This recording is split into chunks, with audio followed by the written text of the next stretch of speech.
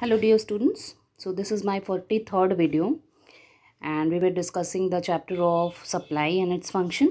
आज हम लोग देखेंगे इस सप्लाई के कुछ assumptions होते हैं, पूर्ति के नियम की कुछ मान्यताएं हैं और इसके कुछ अपवाद हैं और कीमत के अधिक होने पर पूर्ति अधिक क्यों की जाती है। सबसे पहले हम देखेंगे कि इस लॉ ऑफ सप्लाई के मान्यताएं हैं इस प्रकार से। पहला पॉइंट है, उत्पादन के साधनों की पूर्ति तथा कीमत में कोई परिवर्तन नहीं होनी चाहिए। दूसरा, उत्पादन की तकनीक में भी कोई परिवर्तन नहीं होना चाहिए। तीसरा, फर्म के उद्देश्य में भी परिवर्तन नहीं होना चाहिए। चौथा, संबंधित वस्तुओं की कीमत में कोई परिवर्तन नहीं होना चाहिए और भविष्य में वस्तु की कीमत में भी परिवर्तन नहीं होना चाहिए। ये सब इसकी मान्यताएं हैं, तभी ये लॉ जो है वो एप्लीकेबल होगा। लॉ मैं एक बार फिर से बताती हूँ, लॉ क्या था। जिस प्रकार other things remaining the same, that if the price of the commodity increases the quantity supplied also increases. अन्य बातें समान रहने पर अगर वस्तु की कीमत में बढ़ोतरी होती है तो उत्पादन भी बढ़ता है, क्वांटिटी सप्लाई भी बढ़ता है, और वस्तु की कीमत अगर गिरती है तो क्वांटिटी सप्लाई भी गिर जाता है। तो इस प्रकार से ये लॉ है हमारा, और ये लॉ इन सब मान्यताएं जो मैंने अभी बताया आपको उस पर ही डिपेंड करती हैं। अब है इस पूर्ति के नियम के अपवाद, that is exceptions to the law of supply. यह नियम दृढ़ता से जो है ना प्राकृतिक तत्वों पर आधारित वस्तुओं पर डिपेंड नहीं करती हैं। This law is not at all applicable in case of agricultural products because their supply is affected by natural forces. अब मान लीजिए कि गेहूं का ही उत्पादन है, गेहूं की कीमत बढ़ने पर उसकी पूर्ति कम रह सकती है।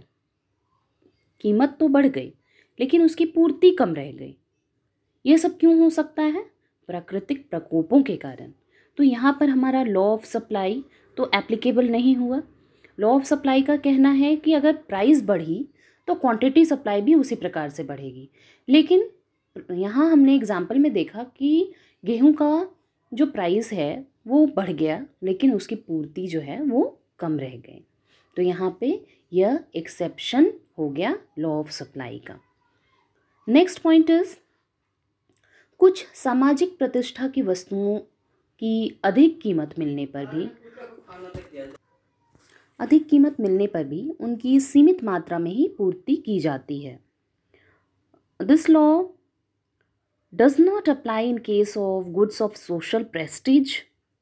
Supply of such goods does not remain limited in spite of rise in their prices. कुछ सामाजिक प्रतिष्ठा वाली वस्तुओं में भी यह लॉ ऑफ सप्लाई एप्लीकेबल नहीं हो पाती है।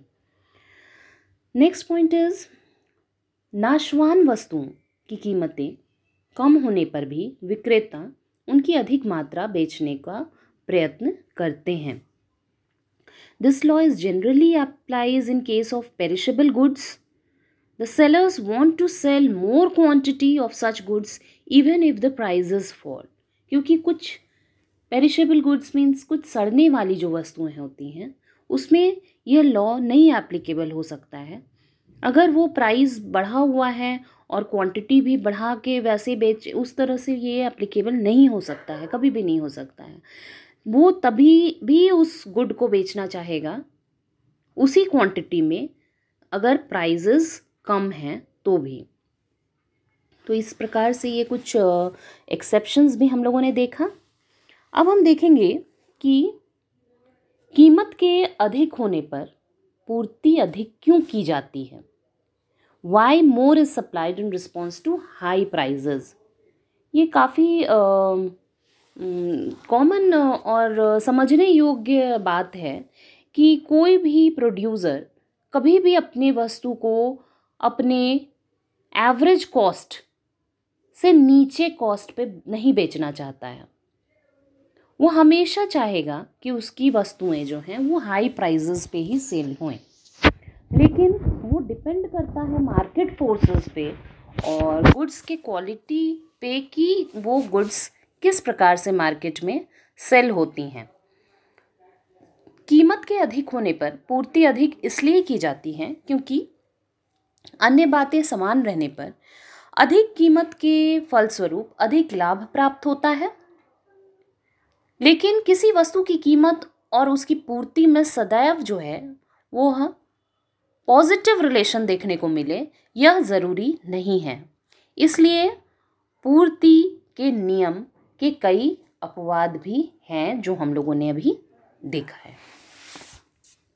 तो इस प्रकार से हम लोगों ने देखा अपना चैप्टर, और अब हम आगे दूसरे वीडियो में आप लोगों को ग्राफ के द्वारा समझाने की कोशिश करेंगे कि पूर्ति की मात्रा में परिवर्तन कैसे होता है और उसके संकुचन और एक्सटेंशन के बारे में देखेंगे। अभी हम लोग थोड़ा सा डिस्कस कर लेते हैं पूर्ति की लोच के बारे में, that is price elasticity of supply. Price elasticity of supply या पूर्ति की लोच किसी वस्तु की कीमत में होने वाले परिवर्तन के फलस्वरूप उसकी पूर्ति में होने वाले परिवर्तन का एक माप है। यह ज्ञात होता है कि कीमत में परिवर्तन होने की वजह से पूर्ति में किस दिशा में परिवर्तन होगा। कीमत के घटने पर या बढ़ने से पूर्ति घटेगी या बढ़ेगी। लेकिन यदि हम यह जानना चाहें कि कीमत के 10% बढ़ने पर पूर्ति कितने प्रतिशत बढ़ेगी और पूर्ति में परिवर्तन किस अनुपात में होगा, तो हमें पूर्ति की लोच का अध्ययन करना ही पड़ेगा। तो पूर्ति की लोच किसी वस्तु की कीमत में प्रतिशत परिवर्तन के कारण पूर्ति में होने वाले प्रतिशत परिवर्तन का एक अनुपात होता है। सो elasticity of supply is the degree of responsiveness of supply of a good to a change in its price।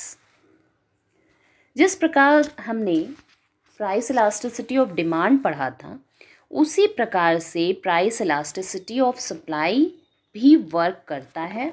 इसमें भी हम लोग ग्राफ के द्वारा degrees of elasticity of supply पढ़ेंगे। यहाँ भी हम 5 तरह के इलास्टिसिटीज़ को देखेंगे जो हम लोगों ने पहले भी पढ़ा है, लेकिन सप्लाई के संदर्भ में हम इसकी जानकारी लेंगे। So thank you students, I will upload my videos very soon about the contraction and extension of supply curve and degrees of elasticities of supply. Thank you.